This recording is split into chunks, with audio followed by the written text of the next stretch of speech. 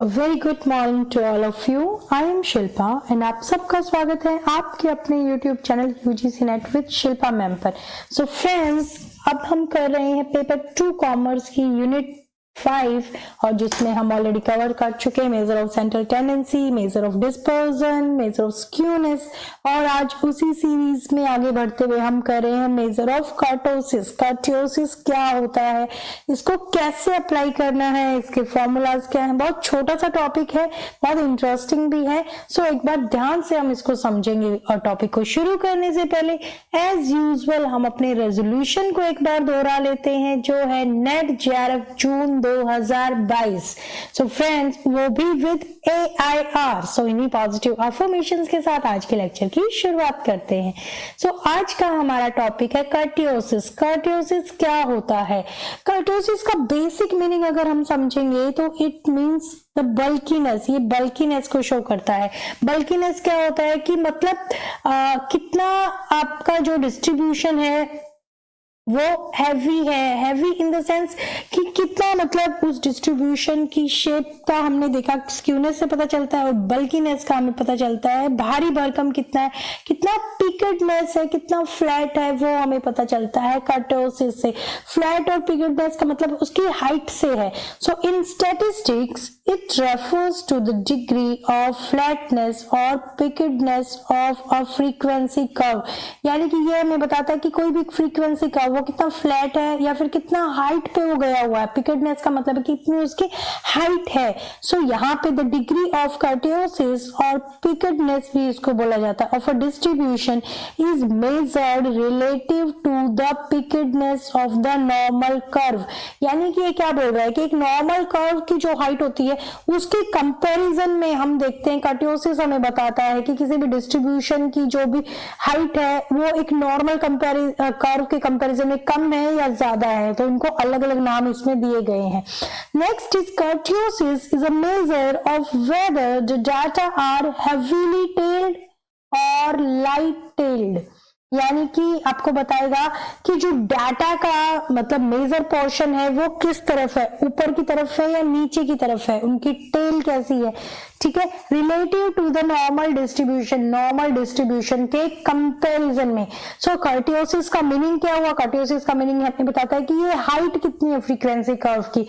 यानी कि ये बता रहा है कि हैवी टेल्ड है या वो लाइट टेल्ड है। अगर उसकी हाइट ज्यादा है तो वो लाइट टेल्ड है, हाइट कम है तो वो हैवी टेल्ड होता है।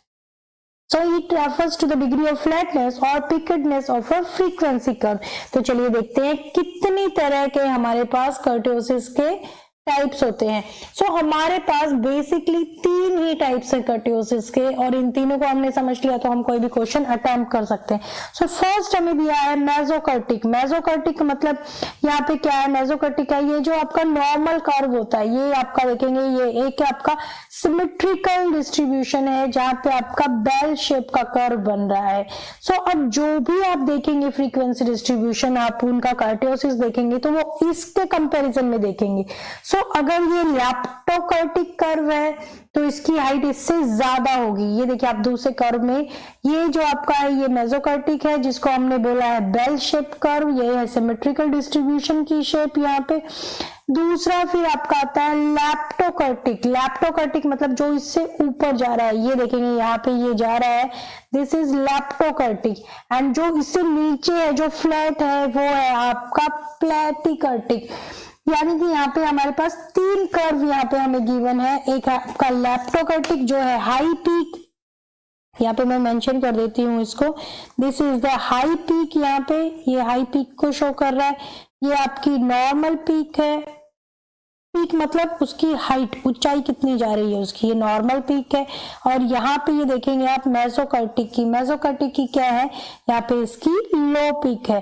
तो यहाँ पे आपको 3 कर्व बताए गए हैं। 3 कर्व कौन से हैं? पहला मेसोकर्टिक से शुरुआत करते हैं। जो मेसोकर्टिक के ऊपर है वो लैप्टो है और मेसो के नीचे जो है वो प्लेटिकर्टिक है। सो यहाँ पे सबसे पहले लैप्टोकर्टिक, दूसरा फिर मेसोकर्टिक, तीसरा फिर आपका आता है यहाँ पे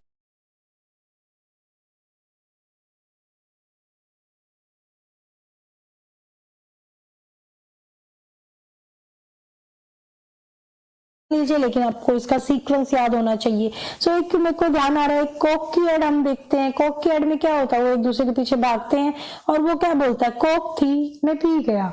सो यहाँ पे हम लोग क्या इसका सिनोनिम्स निमोनिक बना सकते हैं, लो मैं पी गया। तो हमने इसका निमोनिक क्या बनाया, LMP, लो मैं पी गया। कोक थी पी गया, तो वहां से इसको एसोसिएट कर लेंगे। ये छोटे छोटे इस तरह के निमोनिक्स हमें याद करवाने के लिए बहुत काम आते हैं कि जब हम एग्जाम दे रहे होते हैं, हमें इतनी ढेर सारा सिलेबस हमने पढ़ लिया होता है, वहां पे हमें याद नहीं कि ऊपर लेप्टो था कि प्लेटो था, क्योंकि बीच में तो चलो हम याद रख लेंगे कि मेसो है बीच में, मिडल से एम से मेसो, एम से मिडल। सो इसको आप मेसो को तो यहां से आप एकदम पक्का कर लीजिए, एम फॉर मिडल होता है और एम फॉर मेसो है यहाँ पे, ये आपको याद हो गया। लेकिन कंफ्यूजन कहाँ होगा, ऊपर एल था कि पी थी। तो आप यहाँ पे कोक की एड याद रखेंगे, कोक की एड में क्या आता है, कोक थी पी गया, तो हमने क्या किया, लो मैं पी गया। ठीक है, so this is the type of kurtosis. 3 type है, मेसो, लेप्टो और प्लेटो। मेसो नॉर्मल डिस्ट्रीब्यूशन का आपको दिखाता है, प्लेटो आपकी हाई पिकेडनेस को दिखाता है और लेप्टो आपकी हाई पिकेडनेस को दिखाता है, प्लेटो आपकी लो पिकेडनेस को दिखाता है। फिर आते हैं आपके इसको मापने के मेजर्स। सो इसको मापने के 2 मेजर्स हैं, एक है आपका बीटा जिसको नोट करते हैं यहाँ पे बी स्क्वायर से, और एक है आपका गामा मेजर। गामा मेजर को यहाँ पे मेजर किया जाएगा, ये आप इसका गामा का सिंबल है गामा स्क्वायर से। सो ये क्या है, बीटा मेजर। बीटा मेजर है आपको इसको मापने का एब्सोल्यूट मेजर। बीटा मेजर को यहाँ पे मैं नोट कर देती हूँ, ये क्या है आपका एब्सोल्यूट मेजर,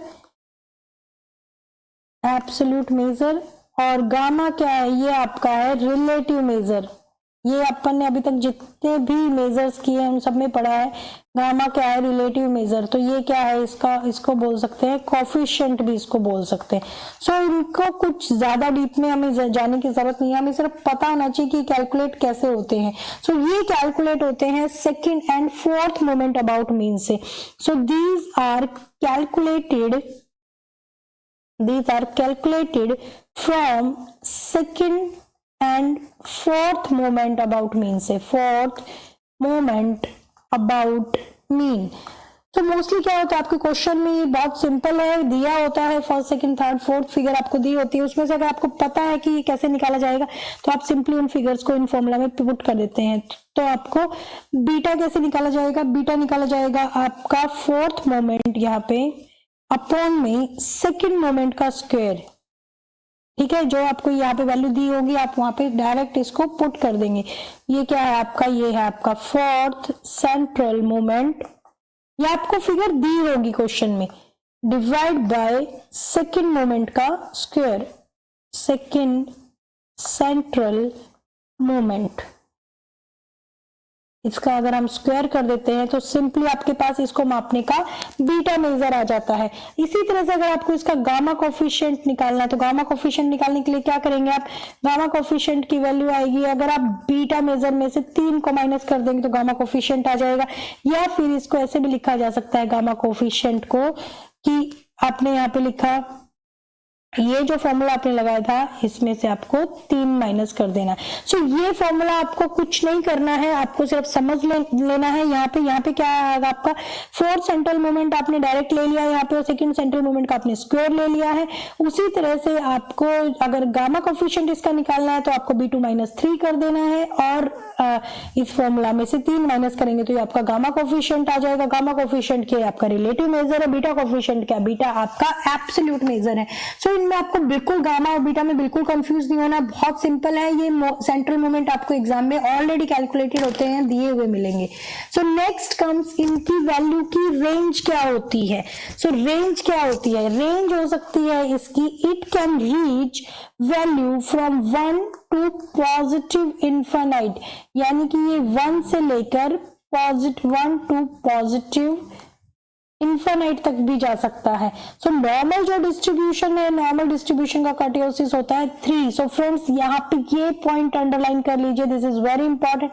नॉर्मल डिस्ट्रीब्यूशन का कर्टियोसिस होता है 3, और हमने पढ़ा नॉर्मल डिस्ट्रीब्यूशन कौन सा है, normal distribution is your meso.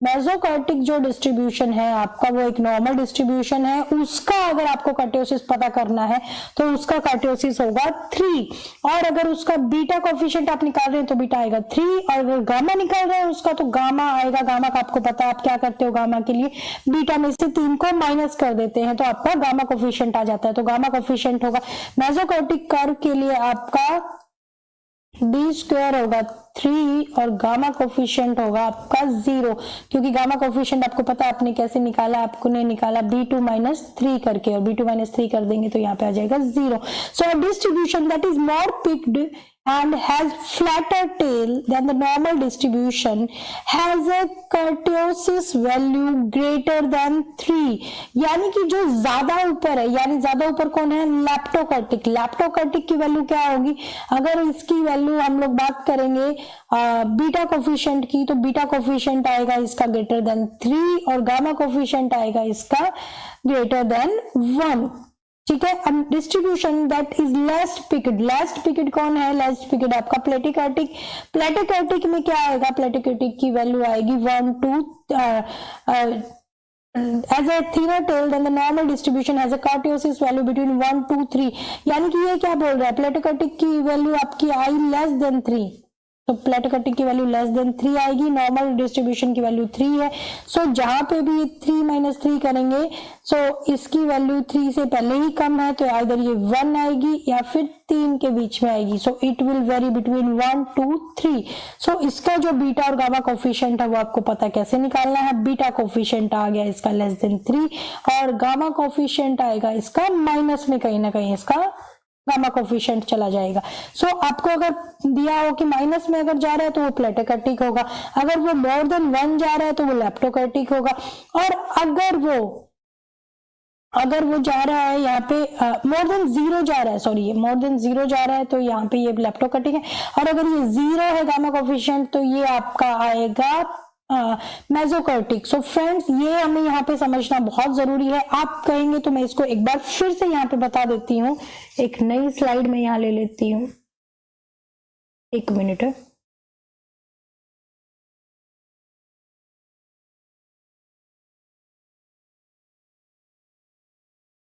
चलिए यहाँ पे मैं आपको बताती हूँ, एक बार फिर से करते हैं इसको गामा बीटा को समझने के लिए।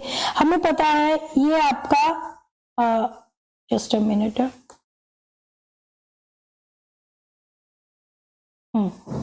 ये आपका नॉर्मल डिस्ट्रीब्यूशन, ठीक है, नॉर्मल डिस्ट्रीब्यूशन जिसको हमने बोला मेसो, फिर इसके ऊपर ही आपका आता है लैप्टो और नीचे आपका आता है प्लेटोकार्टिक। ये 3 डिस्ट्रीब्यूशन आपको गिवन है, आपको पता है इनके नाम क्या है, इसका है P, इसका है M और इसका है L। सो लॉग में पी गया, कोक थी पी गया, ठीक है। सो इनको कैलकुलेट कैसे करते हैं, इनको कैलकुलेट करने के 2 मेजर हैं, बीटा एंड गामा। बीटा क्या है, ये बीटा एब्सोल्यूट है, गामा क्या है, गामा आपका रिलेटिव है, ठीक है। तो इसको नोट कर देती हूँ मैं शॉर्ट फॉर्म में। बीटा को कैलकुलेट हमने कैसे किया था, जो आपका 4th सेंट्रल मोमेंट है divide by 2nd central moment का स्क्वायर हमने कर दिया था, और गामा को हमने कैसे कैलकुलेट किया, ये जो बीटा है इसमें से 3 अगर हम माइनस कर देते हैं तो ये आपका आ जाता है गामा कोफिशिएंट। तो यहाँ पे आपको दिया गया है फ्रेंड्स कि जो मेसोकार्टिक है, मेसोकार्टिक में बी स्क्वायर आपका आएगा, बीटा कोफिशिएंट आपका इक्वल होता है 3 के। सो यहीं से हम सारी कैलकुलेशन को निकालेंगे। तो गामा कोफिशिएंट कितना होगा आपका, बीटा में से आप 3 माइनस कर देंगे तो गामा कोफिशिएंट आ जाएगा आपका 0। इसी तरह से आपका लैप्टोकार्टिक जो है, लैप्टोकार्टिक की पिकेटनेस ज्यादा है तो इसका मतलब है इसका जो बीटा कोफिशिएंट है it should be greater than 3। अगर इसका बीटा कोफिशिएंट ग्रेटर देन 3 है तो इसका गामा कोफिशिएंट कितना होगा, इसका गामा कोफिशिएंट होगा यहाँ पे, ये आपको पता है दिस इज ग्रेटर देन 3, तो ये 3 के प्लस ही है, इसमें से आप 3 माइनस करेंगे तो कहीं ना कहीं ये पॉजिटिव वैल्यू आएगी। पॉजिटिव वैल्यू कितनी भी हो सकती है, हो सकता है फॉर एग्जांपल ये आपका आ गया 3.2, उसमें से आप 3 माइनस करेंगे सो इट शुड बी 0.2। सो जो ग्रेटर देन 0 है, जो भी वैल्यू आएगी it should be greater than 0। सो यहाँ पे आपका गामा कोफिशिएंट कितना हो गया, अगर जो मेसो में आपका गामा कोफिशिएंट 0 था तो लैप्टो में गामा कोफिशिएंट हो गया आपका, लैप्टो में गामा कोफिशिएंट हो गया ग्रेटर देन 0। इसी तरह से आपका आता है प्लेटोकार्टिक। प्लेटोकार्टिक में क्या करेंगे, अभी आप प्लेटोकार्टिक में हम देखेंगे कि जो बीटा कोफिशिएंट है उसकी वैल्यू है लेस देन 3, क्योंकि ये इससे नीचे आ रहा है, इसकी पिकेडनेस कम है। सो अगर लेस देन 3 है तो गामा कोफिशिएंट कहीं ना कहीं आपका नेगेटिव वैल्यू आएगा। So friend this slide is very very very important, I mark it, मैं यहाँ पे मार्क कर देती हूँ इसको, वेरी इंपॉर्टेंट स्लाइड। आपको कार्टियोसिस में इससे बेटर इजी वे में नहीं मिल सकता है बीटा और गामा कोफिशिएंट के रिगार्डिंग। सो इनको अगर आपने समझ लिया तो आप कितना मुश्किल क्वेश्चन भी इन यूजीसी नेट में हैंडल कर पाएंगे।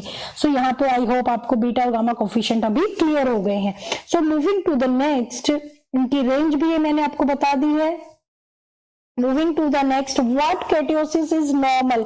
तो अभी हमने पिछली स्लाइड में ये डिटेल में पढ़ा है कि मेसो इज द नॉर्मल।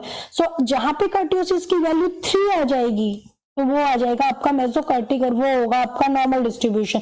तो नॉर्मल डिस्ट्रीब्यूशन की कुछ प्रॉपर्टीज मैंने इस स्लाइड में एक्सप्लेन करने की कोशिश की है। नॉर्मल डिस्ट्रीब्यूशन वो है जहाँ पे mean is equal to median is equal to mode, जहाँ पे इस पॉइंट पे मीन मॉड मीडियन तीनों ही बराबर होंगे।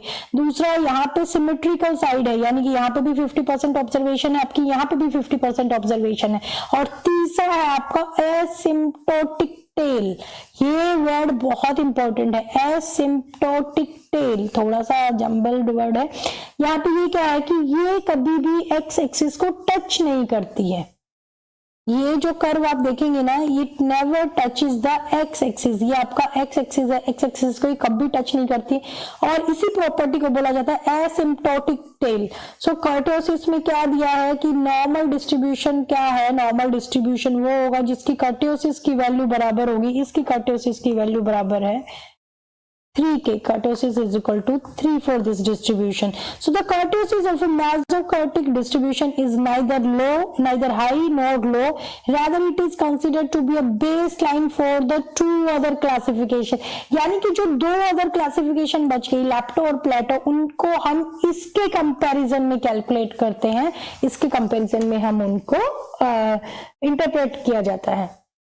तो फ्रेंड कुछ क्वेश्चंस के थ्रू मैं आपको ये टॉपिक अभी और क्लियर करवाने वाली हूं, तो चलिए एक बार हम इसके एमसीक्यूज को करते हैं। सो एमसीक्यू फर्स्ट हमें given in kurtosis the frequency curve that has flatten top than the normal curve of a bell shape distribution is classified as, जो हमें बताया गया था अभी हमने पढ़ा है कि ये आपका डिस्ट्रीब्यूशन है, ये आपका नॉर्मल डिस्ट्रीब्यूशन है, इसमें से ऊपर से जा रहा है आपका हाई और उसके नीचे से जा रहा है आपका लो। तो ये क्या है, दिस इज मोर पिक्ड और दिस इज नॉर्मल पीक, ये आपका नॉर्मल पीक है।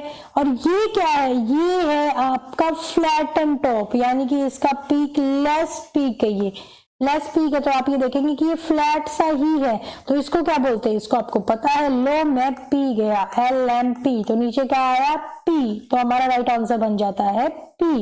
नेक्स्ट इज, अभी आपको आ गया मोमेंट में से क्वेश्चन, इसी तरह से क्वेश्चन पूछे जाएंगे, इसलिए मैंने क्वेश्चन यहाँ पे ऐड किए हैं। इफ द मोमेंट रेशो, यहाँ पे आपको बीटा कोफिशिएंट दिया is equal to 3, then the distribution is, हमने रट लिया है कि अगर बीटा कोफिशिएंट 3 है तो ये क्या है, this is the meso, middle जो कार्टियोसिस है वो है हमारा 3 नंबर पे आता है, उसकी वैल्यू बीटा कोफिशिएंट की उसकी वैल्यू 3 होती है। और अगर हमें दिया होता कि ये लेस देन और मोर देन है, वो भी हम नेक्स्ट क्वेश्चन में देखेंगे, तो वो आपको अटेम्प्ट करने की कोशिश करनी है। हो सकता है नेक्स्ट टाइम से मैं स्लाइड में आंसर्स नहीं ऐड करूं, तो you have to be alert about what we have read. Next is the distribution is considered leptokurtic if, distribution को लैप्टोकार्टिक कब बोला जाएगा, तो अभी आपको यहाँ पे बीटा की वैल्यू बतानी है। तो पहला दिया beta 3 is greater than 3, beta 2 is greater than 2, beta 3 is greater than 3, beta 2 is greater than 2। सो यहाँ पे देखिए हमने क्या किया, हमने यहाँ पे पढ़ा बीटा 2 के बारे में, बीटा 3 के बारे में अभी तक हमने कुछ भी नहीं पढ़ा है कहीं पे भी। तो पहली बात तो ये कि जहां पे भी बीटा 3 आ गया वो लाइन ही हमारी गलत हो गई है, ठीक है। यहाँ पे सेकेंड ऑप्शन में दिया बीटा 2 इज ग्रेटर देन 2, लेकिन हम जो भी अभी पढ़ रहे हैं वो 3 के कंसिडरेशन में पढ़ रहे हैं, तो हमने बीटा की वैल्यू ही 3 से निकाली है और 3 वैल्यू हमने पढ़ा है मेसो की होती है। सो अगर 3 से कम है, सो ये डेफिनेटली बात कर रहा है यहाँ पे प्लेटो के बारे में। सो प्लेटो के बारे में अगर बात करा 3 से कम, और अगर ये 3 से ज्यादा है तो इससे ऊपर क्या आता है, लैप्टो। तो अगर यहाँ पे हमें पूछा है कि 3 से ज्यादा है तो हम लैप्टो के बारे में अगर बात करेंगे तो बीटा 2 इज ग्रेटर देन 3। सो ये फॉर्मूला हमें इस टाइप के क्वेश्चन अटेम्प्ट करने के लिए समझना जरूरी है। आपने अगर वो फॉर्मूला बीटा गामा का नहीं समझा होता तो ये इतना सिंपल क्वेश्चन होते हुए भी आप अटेम्प्ट नहीं कर सकते थे। So be very careful about that formula, ज्यादा कुछ नहीं है इसमें। Next question is your according to beta, फिर से इन्होंने बीटा का क्वेश्चन पूछ लिया। According to beta platykurtic distribution is one in which, अभी इन्होंने क्या पूछ लिया है कि प्लैटिक डिस्ट्रीब्यूशन के लिए बीटा की वैल्यू क्या होगी। अभी पिछले क्वेश्चन में हमने पढ़ा है it should be less than 3, तो beta should be less than 3। तो यहाँ पे क्या आएगा, प्लैटिक डिस्ट्रीब्यूशन यहाँ पे ये गलत दिया है, आपका आंसर यहाँ पे बीटा 2 आना चाहिए। सो बीटा 2 ये आंसर ही यहाँ पे गलत है फ्रेंड्स। सो बीटा 2 यहाँ पे आएगा, बीटा 2 इज लेस देन 3 होगा तो आपका ये सही होगा। यहाँ पे ये आंसर मैंने जानबूझ के ऐड किया है सो दैट आपको पता होना चाहिए कि सही क्या है। क्वेश्चन पेपर में आपका आंसर गलत नहीं होगा कभी भी। सो यहाँ पे अगर आप अलर्ट है थोड़े से तो आप यहाँ पे समझ लेंगे कि यहाँ पे बीटा 3 की तो हम बात ही नहीं कर रहे हैं, यहाँ पे हम बात ही बीटा 2 की कर रहे हैं। So beta 2 is less than 3 अगर है तो ये है आपका platykurtic. So friend these are some of the questions जो मैंने यहाँ पे ऐड किए हैं सो दैट आपको पता चल पाए कि जो आपने पढ़ा है उसको यूज कैसे करना है। So friends it was all about the kurtosis from my side. I hope आज का लेक्चर आपको समझ में आ गया होगा। स्टिल कुछ भी डाउट है तो आप मुझे कमेंट बॉक्स में डाल सकते हैं, और अगर अभी तक आपने चैनल को सब्सक्राइब नहीं किया है तो कर लीजिए सो दैट आने वाले लेक्चर्स की अपडेट्स आपको टाइमली अवेलेबल हो जाए। Thank you for watching, have a nice day.